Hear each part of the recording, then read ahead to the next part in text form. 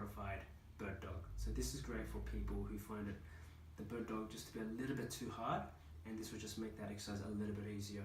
So what you're going to be doing is you're going to need a bed that's relatively high enough that you're able to get your feet to touch the ground.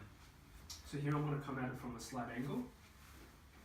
I'm going to make sure my wrist is below my shoulders and my knee is below my hips.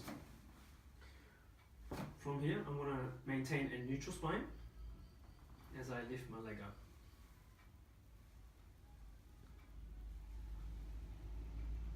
As you can see, Paul is keeping his pelvis very straight.